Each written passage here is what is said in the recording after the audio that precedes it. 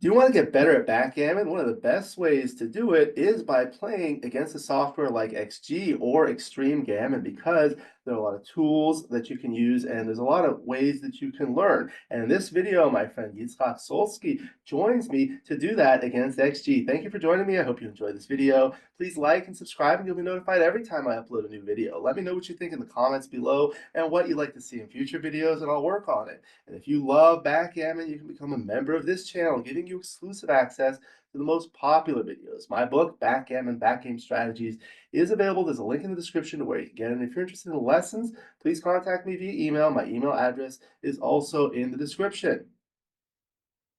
Again, in this video, it's my great pleasure to welcome my new friend, Itzhak Solsky. Welcome. Hi, Alex. Great to meet you also. Likewise, thank you. How are you doing today? Doing fine. Excited to wage some wars over the triangles. Yes, very good. And you're joining us from Belgium, is that correct? That is correct. From Brussels. Brussels. And you're originally from Israel, right? That is right. I lived there until I was like 33. So you learned backgammon at an early age, sheshbesh. Sheshbesh, that's right. I learned it when I was 14. You know, you have these long summer vacations, and sometimes there are mornings that you get up and you have breakfast and you don't have something immediate to do.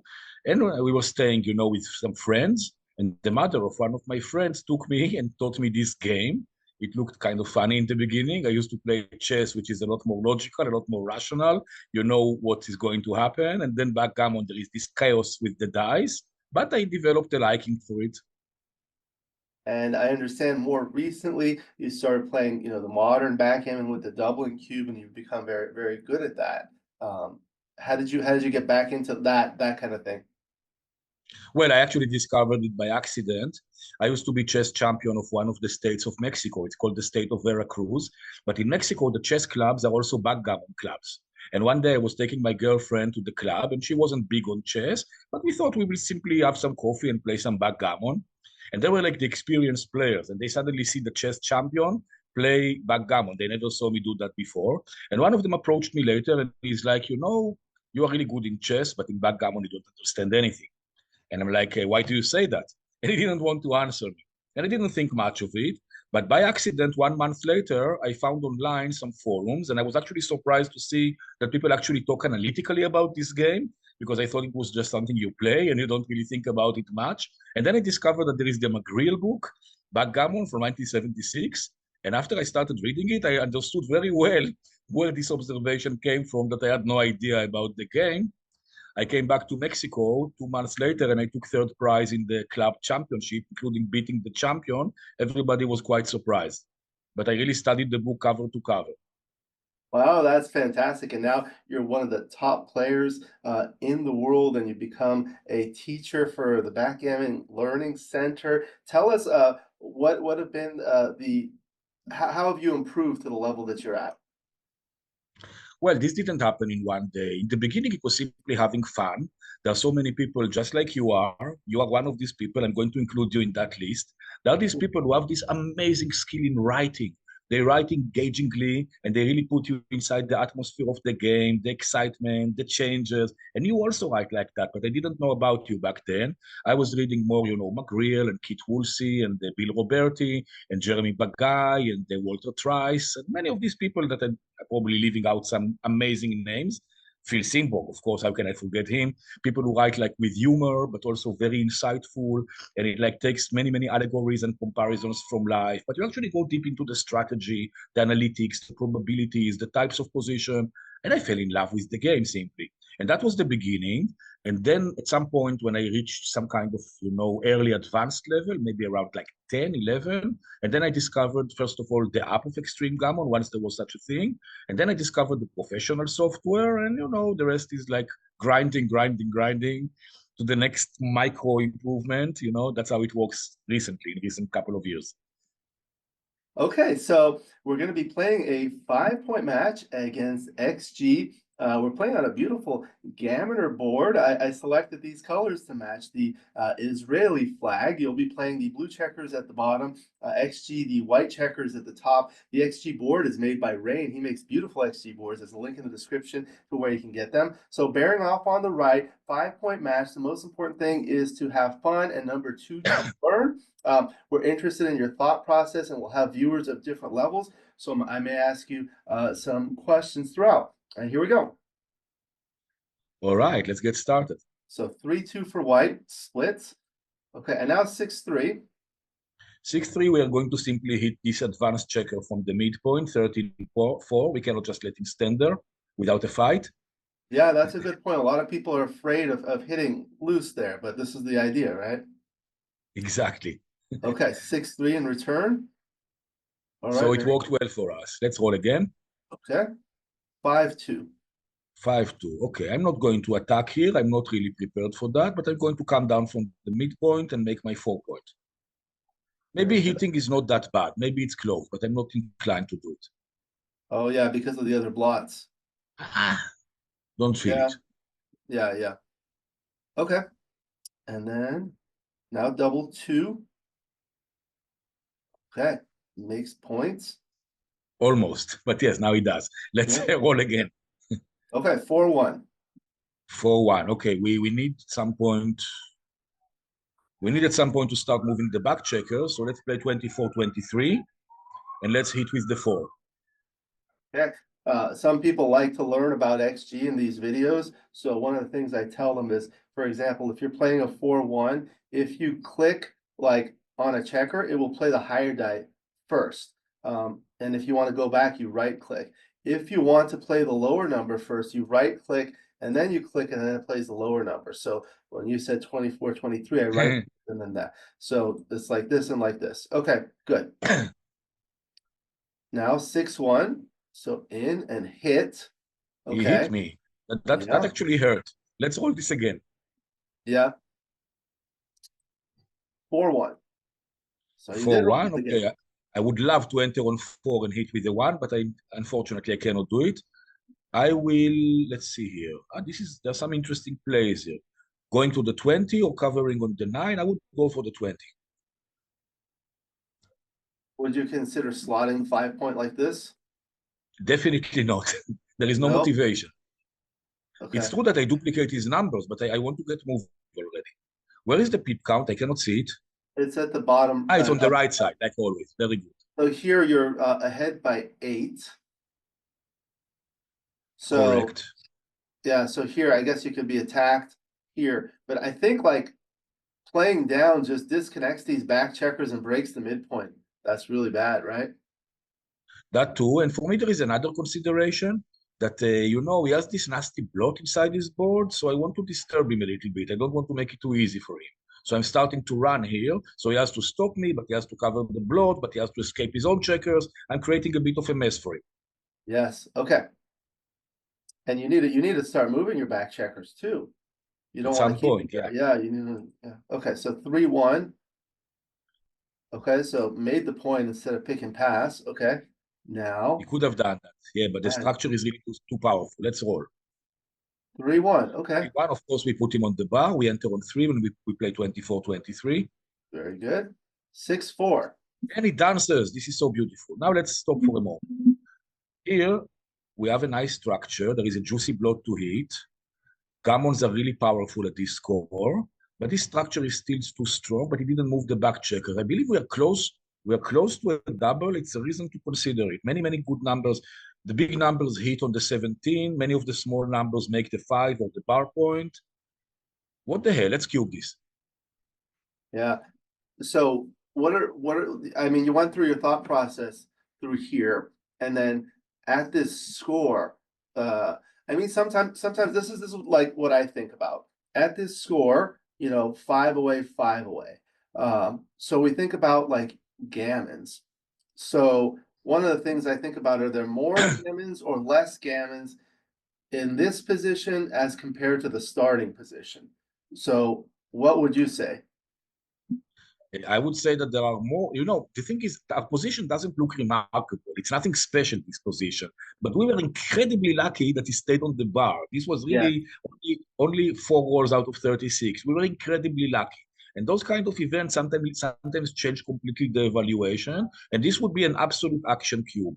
Because, for example, if I make another point and he dances, or, if I hit in the outfield and he enters with one of these things, he cannot possibly take it.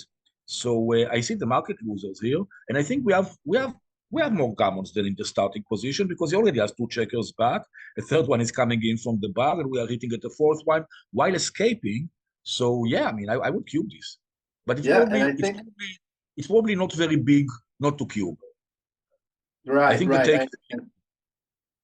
So the thought process that I have is like at this score at five away, in general, you double a little bit more cautiously in non-gammonish positions, but more aggressively in gammonish positions because a gammon on a 2 cube is very valuable because it takes you to the one-away Crawford score. However, a gammon on a center cube is actually less valuable than money because it takes you to the awkward 3-away score. So, okay. I'm going to complete from what you said. I'm going to complete from that.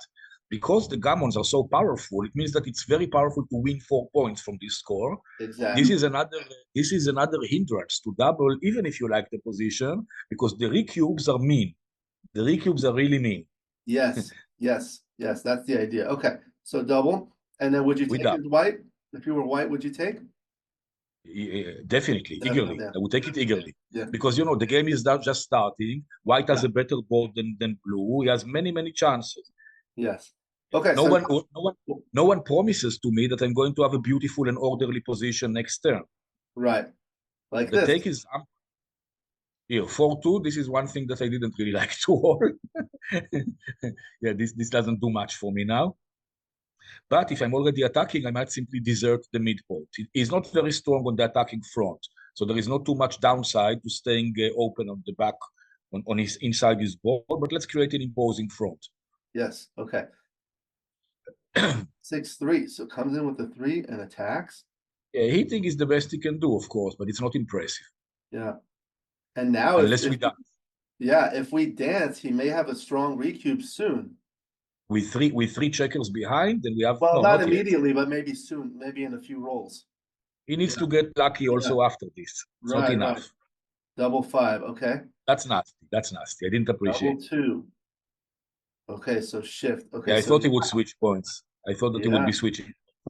So what the switch does, in addition to putting a second checker on bar, is it creates a builder out of this one. Okay. So Absolutely. three Absolutely. two. But we Okay. hit back. Okay. That's fun.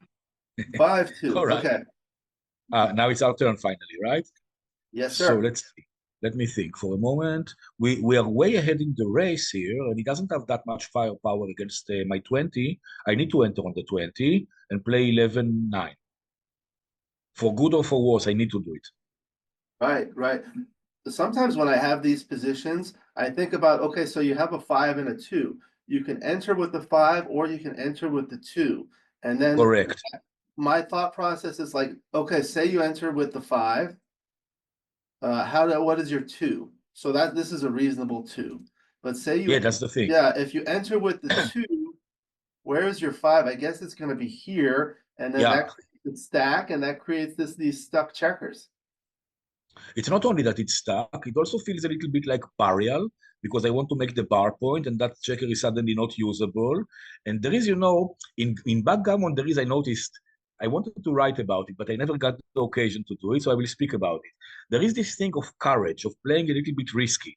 Now, risky tends towards the outfield, and the cowardly turns towards the inner boards of both players.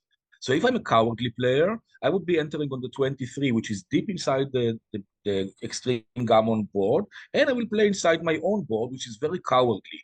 Now, the farther ahead I'm in the race, the more terrible this is for me, because what he's going to do is going to be building the 18 or the 17, and soon enough, I'm going to be leaving awkward open plots on my side of the board, and he's going to celebrate, and I cannot allow that. I need to fight. This is why it's Yeah. so obvious to enter on the 20. I hope the computer doesn't prove me wrong on this later. You Okay. never know. Never know. Okay, now 5-1. Yeah, So he needs here, to hit, of course. must hit, and now this is a very volatile position. Yeah, I Two also one. want to hit him. Okay. 2-1.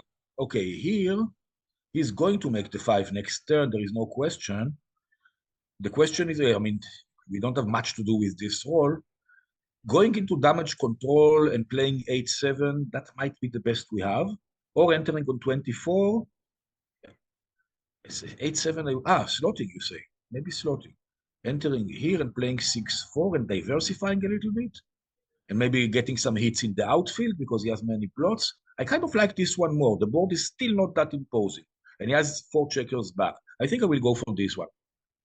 Yeah, so I guess like here again, you can enter with the 2 or you enter with the 1. Of course, if you enter with the 2, you can make the anchor. So the question is, do you need this anchor right now, or would it be better to be split? What are your thoughts? I think that I will be needing it really, really soon, but maybe not quite this roll. And I can also create some damage inside my board. He still has checkers there. And I think it's better to be diversified also because he's going to leave some blots in the outfield. Yeah, there are a And lot of picking up blocks another here. one can be good. One of the things I tell people is if you're going to learn, if you're going to study one position in backgammon, the most important position is the position that occurs most commonly, and that is the opening position because that occurs in every single game.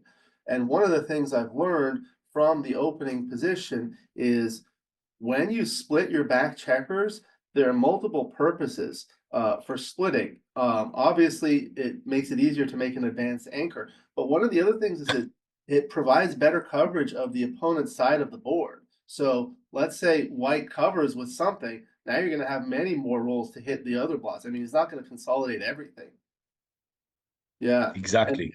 and then the 2 just gives you a little extra here to make one of these points. Okay, Yeah. 6-1.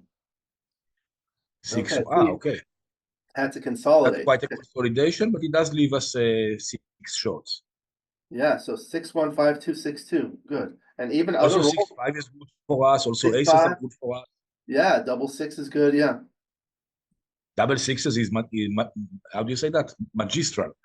Let's roll. Uh, 4-1. Okay. okay, so now 4, I will for simply, 1, I will simply anchor now. yeah. 1 is a gift. And 4, play 8-4. There is nothing else. Okay. Now 2-1. Okay, lifts the blot. Goes the So now, like sometimes what I do is I think about it like look at the position before you roll. What would be a good roll? What is it that you want to do next in this position? absolutely double sixes. You're kidding? Double six would be Ah, good, even double five, maybe. double fives is a little, yeah, no, not really. I don't like double fives. But if you didn't roll double six, what would you like to do? What would you like to roll? 2-1, 6-1, and anything that makes another point. 2-1 Makes a is point. really, I believe that 2-1 should be second best. Yeah. Okay. 6-1. Okay. Brilliant. Let's make the 3 point. Very good. This one has the benefit of unstacking the 4 point as well. And it makes an innerboard point. Yeah. Okay. 2-1 again. Okay. They didn't Now, enjoy playing that, I bet. yeah, 6-3. Okay, this we run and we duplicate his aces. yeah. So for the novice players, the novice viewers that are watching, what does it mean to duplicate aces? To explain, Yes, please. it means that those dice have 6 sides each, and we sometimes think about specific numbers inside these 6. What happens when he rolls 1? What happens when he rolls 4? And we like the opponent to be able to do many useful things, but with just one number. So with an ace, he can split the back checkers. He can hit us in the outfield. He can hit us inside his board. So this is a beautiful and a very useful number, and we are not going to be happy if he rolls double aces. However, what happens when he rolls 2, 3, 4, 5, or 6? These numbers are less useful. So I generally prefer to have one number do all of the wonderful things rather than 1 does this, 5 does this, 6 does that. You notice that earlier when I was considering my doubles, I had the opposite of duplication, which is diversification. I was going to hit in the outfield with 6 or 5, And then the fours, the threes, and the aces would make my 5 point or my power point. And then, of course, I rolled one of the only numbers that doesn't do anything whatsoever, the 4-2. But I had beautiful diversification. That was the reason why I doubled also. Here I want to diversify my numbers, but I want to duplicate the opponent's numbers. That's an outstanding explanation. I remember the first time I read about that, it was in Paul McGreal's book, Backgammon. Do you Yeah, remember that? Yeah, very of course. good. Yeah, of course. What a revelation. I mean, it's like, it opens your eyes. It's better than eating carrots every day. I had the privilege of meeting him a couple times before he passed away. Have you ever met him? No, No. no, I wish I had. No, no. I Yeah, came yeah, too he late. was great. He was great. I Okay, came too late. too late. Okay, 5-1 is gonna come out and hit. Okay, All and right, let's now roll. 4-3. That's not what I wanted to roll. Okay, so Now he doubles this. three doubles. So we're up a lot in the race. He knows that the redoubles are very powerful and very easy to drop because the extra value of the next 2 points is much greater than the value of the first 2 points. Now, because he knows that I'm going to drop early, he also cubes early. He still has 3 checkers back. He's still 20 pips behind in the race. He has already 11 checkers on his side of the board, but I might still enter next turn. I think and my structure is good. All of my checkers are in play. It might be something temporary. I mean, I might soon have a back anchor or 2 split checkers. I'm a favorite to enter this turn. And he still has 2 checkers stuck on the 24. He has the better board, but my board is not that bad. I will take this. Yeah, there's a long way to go, right? Well, yeah. Yeah. So what would you think would need to be changed about this position to make it a pass? Well, if the checker on the 12 was on the 8, I would probably pass already. Because another builder there. Yeah, yeah. On the 8 or on the 7, I would probably pass. It's not that, I mean, I understand where he's coming from on the redouble. It is scary, but I still take it. What if these two checkers were perhaps split to the 23 point or maybe even anchored on the 18 point? You speak about the 2 checkers on the 24. Correct. No way in hell that I would take this, and maybe he's already too good. Yeah. Yeah. Okay. No, So we'll the main reason for the take is because of the 2 checkers on the 24. If they were right. split 24, 23, I wouldn't be that impressed. But if one of them was already on the 20, I would pass. Oh yeah. Yeah, yeah. So this will be a good exercise. When we analyze it, we can modify the position and see. Very good. Okay. The So question was really good. yeah, thank you. Okay, 6-2. Now he makes the 18 point.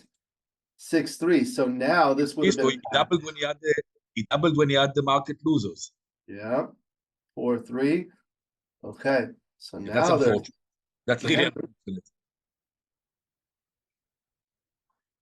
At least we entered one, right? yeah. So I'm it's not. I'm still not redoubling.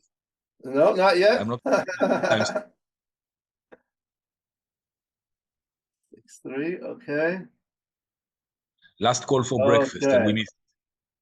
So this looks like gammons. Yeah, Mars. that's quite gammonish.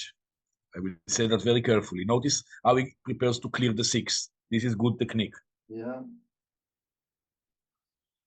and Couple. that's a complete blowout. I mean, there is just nothing to do unless he rolls. No, that's all. Okay, so Yeah, 2. Let's try to get some crossovers, just in yeah, but case. it's completely hopeless already. I know, I know. 6, 5. 5 especially is awkward We're gonna need some doubles. And that's in case he rolls an ace. No, it yeah, doesn't matter. that's it. All right, that was short and sweet, I suppose. All right, now we'll analyze it. Well I played. wish it was. I wish it was the decision to dance. You know what? I don't feel like dancing. I'm going to enter anyway. Congra- Congratulations, well played. 2.42. Maybe we can submit this to BMAB. Yeah, in retrospect, of course, without announcing Yeah, yeah. it. They will love it. Okay, so we'll go through some of these and let's see, 13-4 with a 6-3. So that was the right idea. That's what we had discussed. Good. Notice the second best play, which is very interesting, which Yes. it duplicates the 3-1 roll. He take Yes, advantage. The 3-1 already plays wonderfully well if he makes the 5. So we give him something else to do. And this is the idea of duplication for the entire roll, not just for one number. It's right. beautiful. It's the only one that is not a blunder. It's a beautiful move.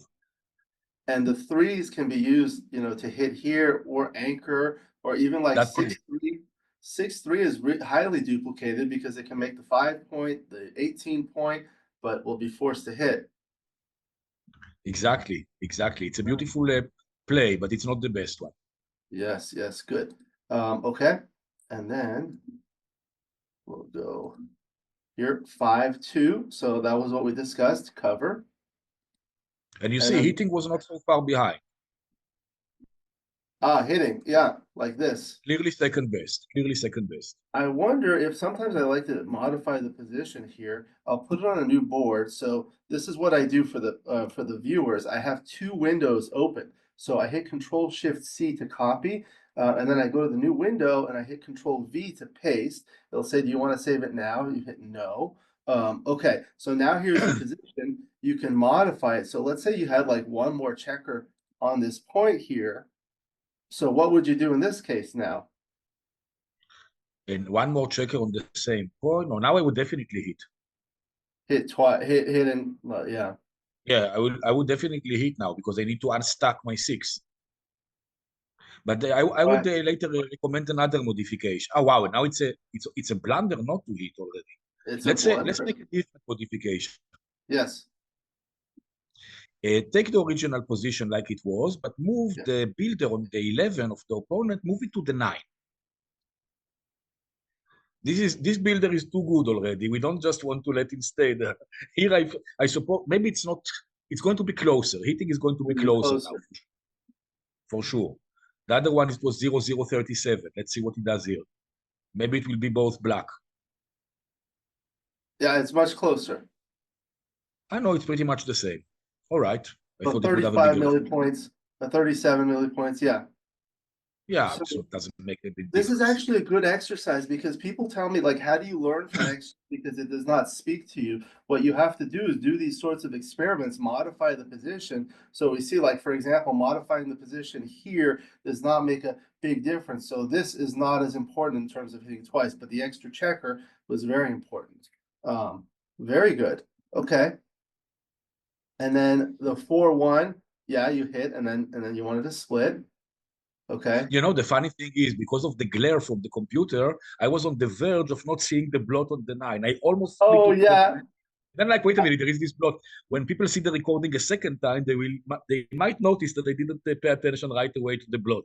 I was going to make a colossal blunder This this is actually important. Like I do like streaming matches, and it's important to have contrast between the checkers and the points and the feel. And there. this one, there's not a lot of contrast, so you can see that. This is the price you pay for being Israeli. Yeah. Okay, so here. Okay, so here the bar 20 was a small error. It preferred coming in deep and playing safely.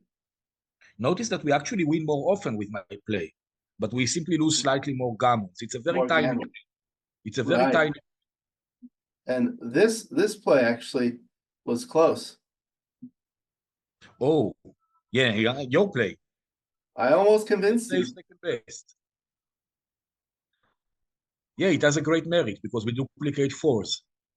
to duplicate the fours and you retain the anchor. I Yeah, guess your here, play was better.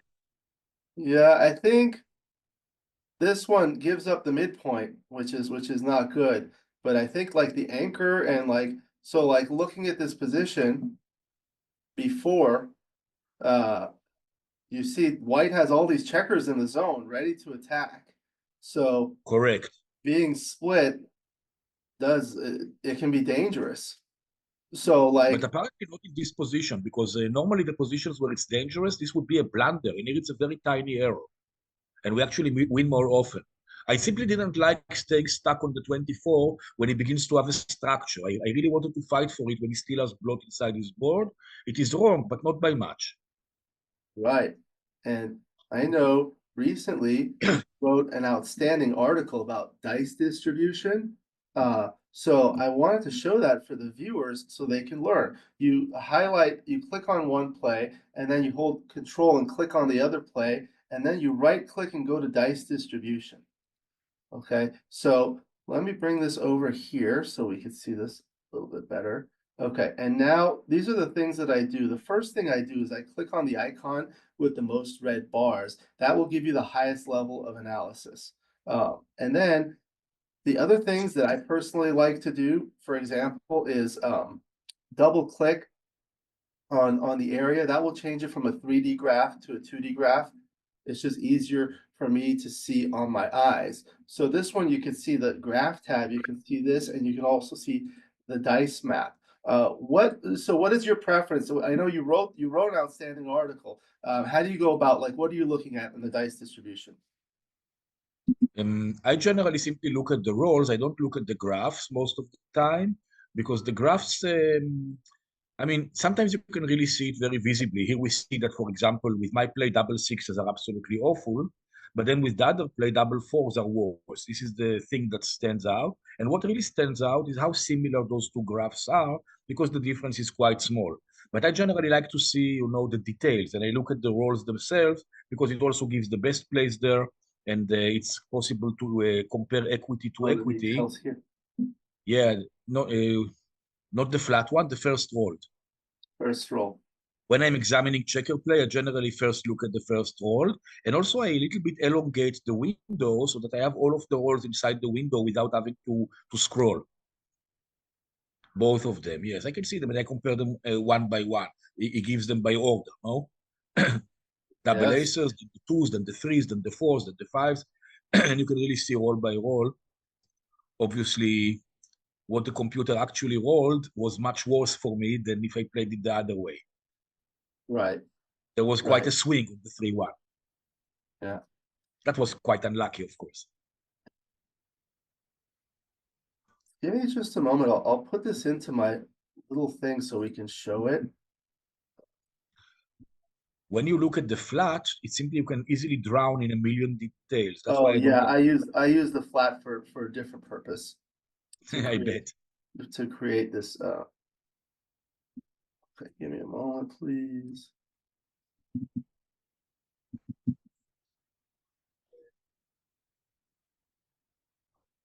Okay, so one thing is, like, you look at this graph and it'll tell you, like, the differences between the two plays. So like green is good and red is bad. However, it's not on the same scale. So you see, like, the darkest red here is double six, which is minus 0.772.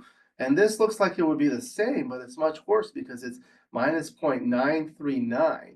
So what I've done is I created this other dice distribution tool that you can see. So the first thing I look at is, this is the top play, and I put on the final. So there are three radio buttons here: initial, arrow, and final. So for the viewers who are learning XG, initial will show the initial position. Arrow will show an arrow where the checkers move based on the play selected. And final will show the resulting position. So this is the resulting position after the top play, which I call play A.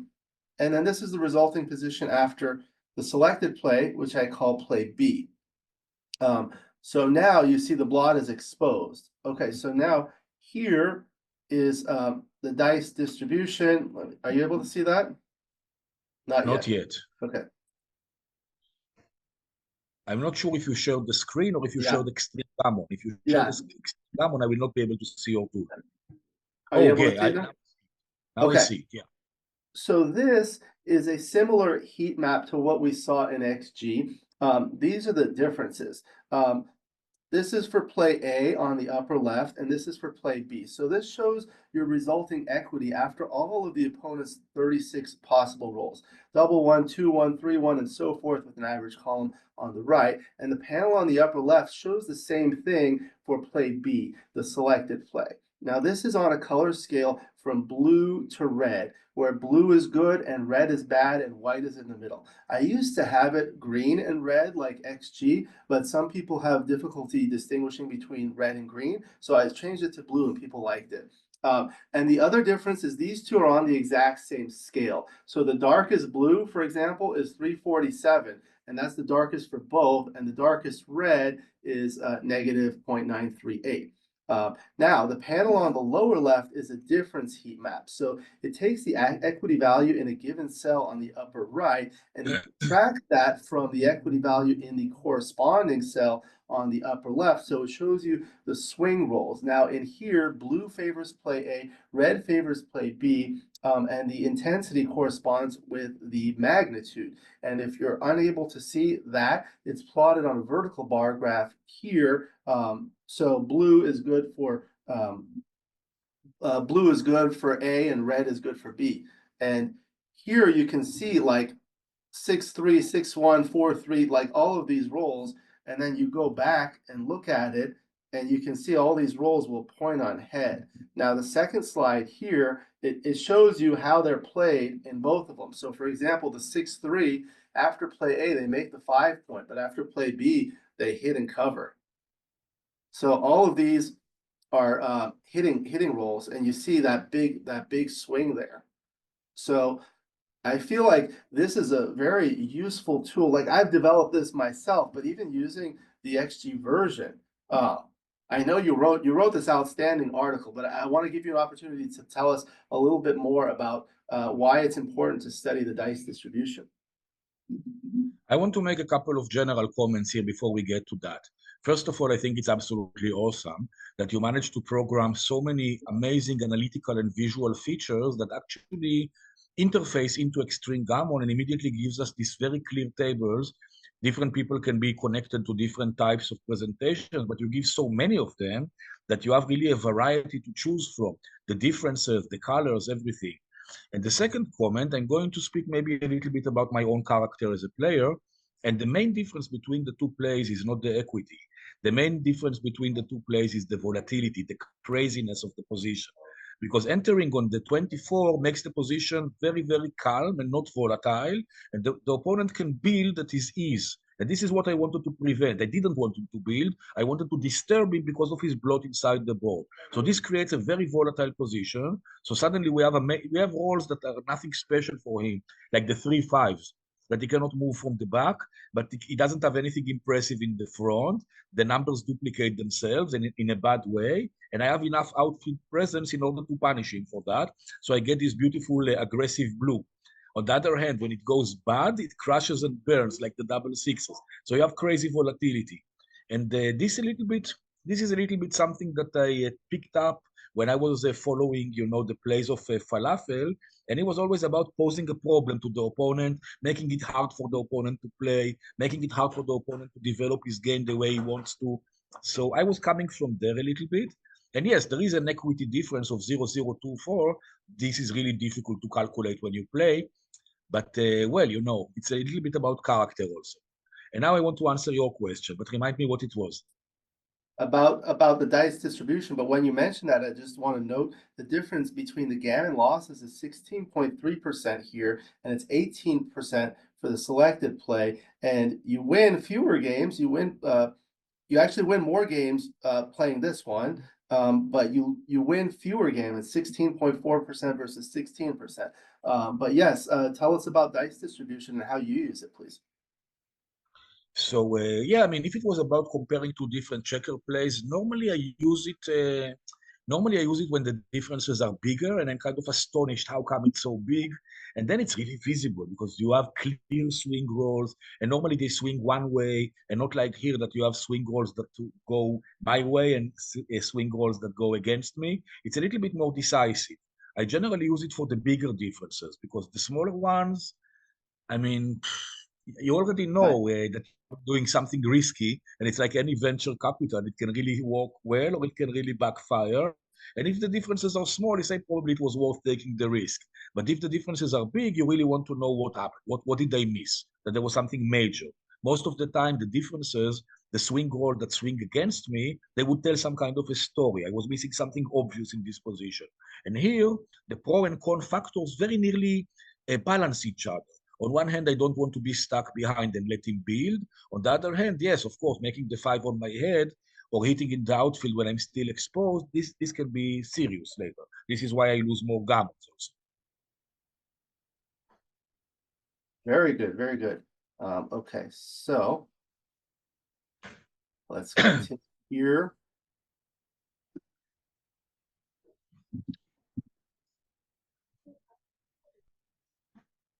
Okay, so then that was a good explanation of that roll. And then there was the 3-1. I'll move it here. So that was a good roll. You come in and hit. And then here, this is where it was the doubling decision. Yeah, yeah. So it was not a blunder, but a little bit, Almost very close. optimistic.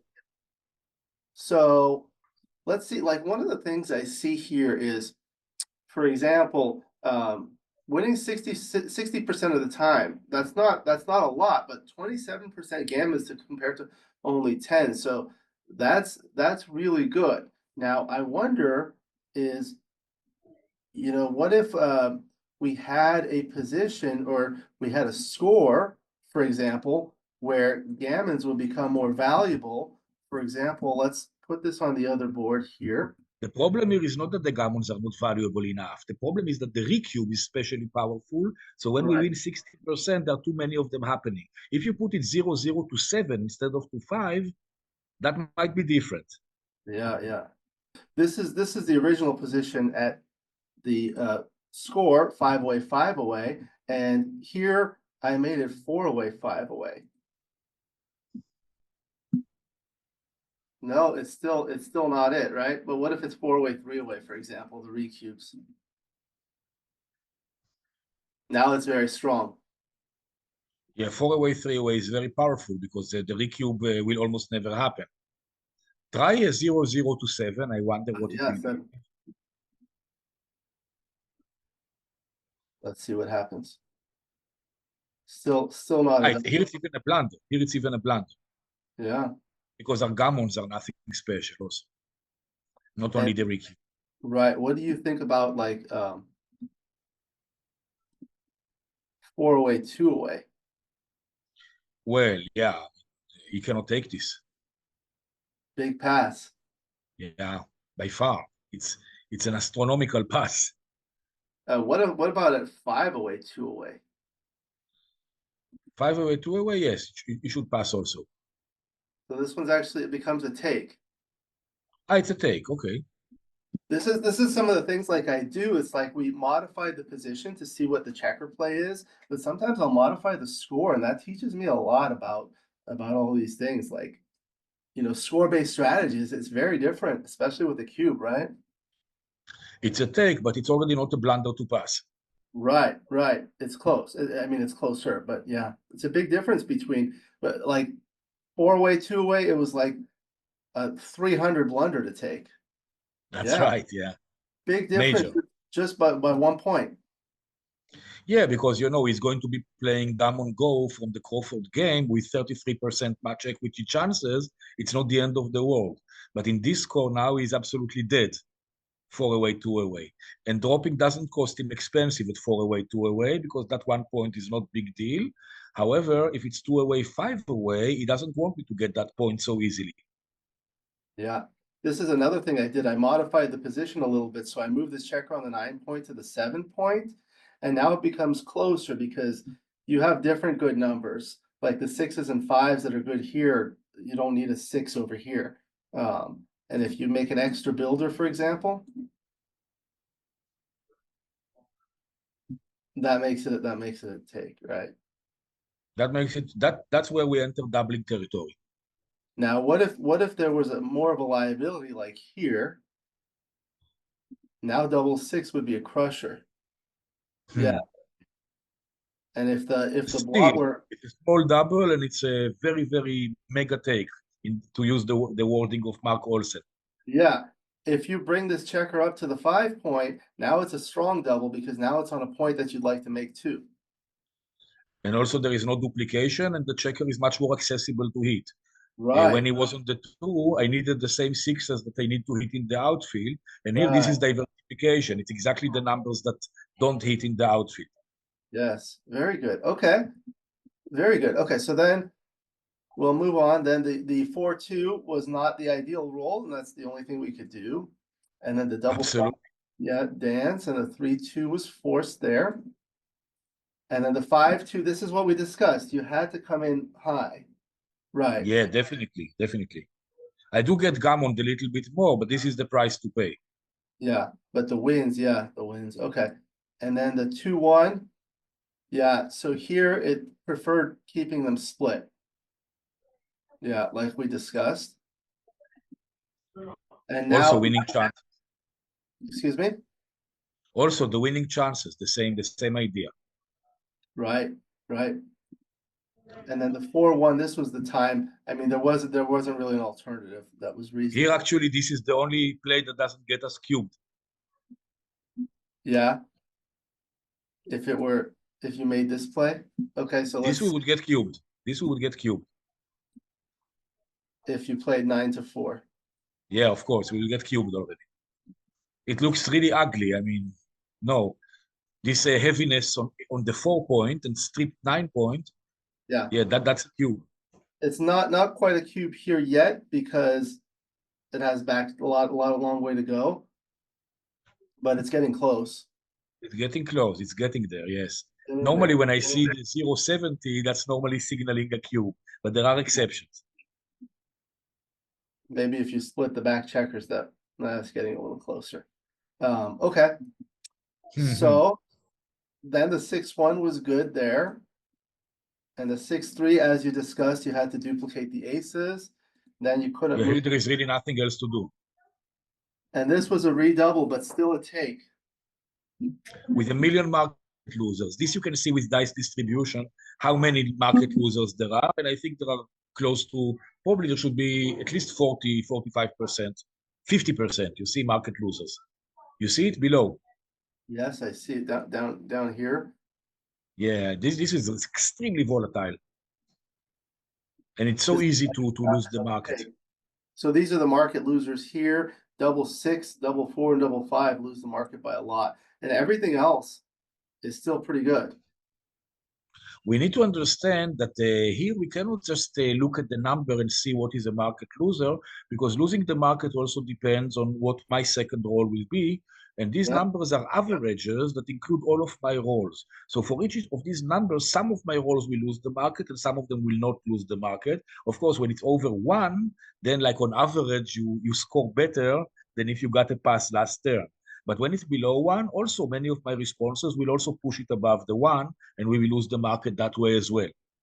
right. So you can look at the second rolls by clicking this radio button. So look at all these dancing rolls lose the market Yeah, by a that's lot. absolutely awful. Dancing is just deadly. And I can show We you. joke about it often. We joke about it often that we say against the 4 board we are a favorite to enter, but look at this board and the kind of points that he makes. It's obvious that we're never going to enter it. It's a joke, but too often it's actually becoming correct. Not to be superstitious or anything. Let me show you these here. And obviously we danced and danced and danced. We danced all night. Like the song. You know that song? I could have danced all night. You should play it next time we play it. You should play to give some atmosphere when this happens. Well, I know you play piano, right? I do, yeah. As a matter of Yeah, fact, I do. you're like a professional, right? Yeah, that's right. Yeah, I play too, so maybe we can play some music Oh, together. oh, Yeah. really? Is that a fact? You play the piano. This is I, wonderful. my son plays better. My son is 9, but he's like really good at that. And Um, he's into classical? You are both into classical? um, no, he's more into like the high energy electronic dance music. On the piano. On the piano, yeah, he plays piano. Um, so let me show you this. So this was the position, right? And I have a 2-roll dice distribution for the doubling decisions. So you can see that here. Are you able to see that? Not yet, but it will come. Oh, Yeah, this, yes, yes. You sent something like this to me also, but now I can see it clear. Okay, so this one is a little bit more complicated. This is a two-roll dice test distribution. So instead of just 6 by 6, it's 36 by 36. So this is looking at it from the position of the taker. So it has all of the opponent's next rolls at the top, starting from double one, going through double six, with an average column on the bottom. And then your next rolls on the left-hand side, starting from double one, going through double all the way down to double six, and an average on the right. Now here I did not put the actual equity values because it would be too small, but they can be. But what I did is I color coded it the same way. So blue is good and red is bad. But you can see like all these reds. So for example, let's go back here and By see. the way, Alex, one thing that you can do with this diagram, you can use the margins to simply give like 7 points, like what is the equity of the most extreme red, what is the equity when it's neutral, what is the equity of the most extreme blue, and a couple in between, and then on the margin, and then it can be a reference for the graph. Yeah, I think I could add that. Um, so what was it like? What's the huge role for white? Like a double six would be great, right? Comes out and comes out. So now you look over here, the double six becomes red. You see this, all this red here? The double six is really bad. So you can see the like double five is bad and all these for the opponent. Now you also see a pattern of horizontal blue rolls, right? So By those, the way, I need to ask you one question. Why do we have here both 5-1 and 1-5? okay, because they're, so I could have the 36 rolls, so we can have all of them. Otherwise, it would be 441. It would be smaller. It is possible, but then they would be weighted a little bit differently. But that's possible. I Yeah, think it's easier on the eye, and maybe you can take care of the weighting in the programming. that's a good suggestion. I'll look into that, see what I can do. Okay, so like you see, when you roll a double one or a 2-1 next, or like a 4-2, 5-2, 6-2, basically any of the twos, if you roll a two next, it's really good. Yeah, yeah, obvious. But if you roll a 3, 4, 5, 6, you see these are the 3, 4, 5, 6s that do. So there's the 6-2 that includes the two, and a 6-1 that includes it. But all the other sixes are very red, very red, very red. So this is a tool that I've designed, and I feel like part of it is because I've had videos with many top players, and when I discuss these positions with them, I always see that these best players are always thinking about the next role, the following role, and things like that. And when you have these tools, it helps you learn to think that way. So one of the questions people ask me is, how is this dice distribution tool valuable when you don't have access to it during the match? Well, it's correct. It's not valuable at that time, but it's valuable afterwards when you study, because with practice, it makes you think that way. It teaches you how to think, absolutely. Okay, so that was good. Any other comments about this one? About the redouble and the take, well, you notice that I took my time because it's not a simple decision. And Yes. after the computer rolled, I was like, here, a big market loser, which I'm sure it was. The position is rich with market losers, but it just has to be a take with two checkers on the 24. Right. Oh, did you want to look at it with a different position?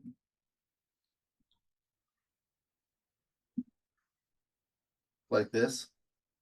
This should still be a take, I believe.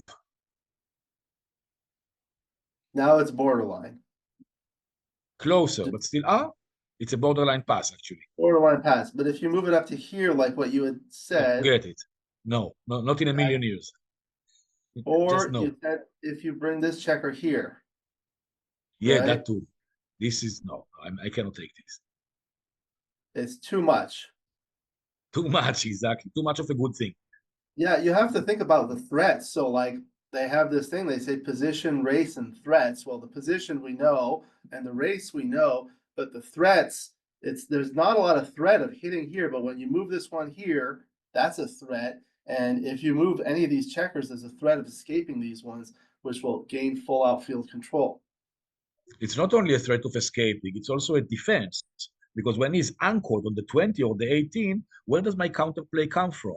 And I want you to notice something else regarding the high volatility, how millimetric this is. Because this take seems kind of comfortable, 925, but you take one checker and you move it 3 pips, whether on his side of the board or in mine, and suddenly it's a pass. It's so volatile, it's so millimetric.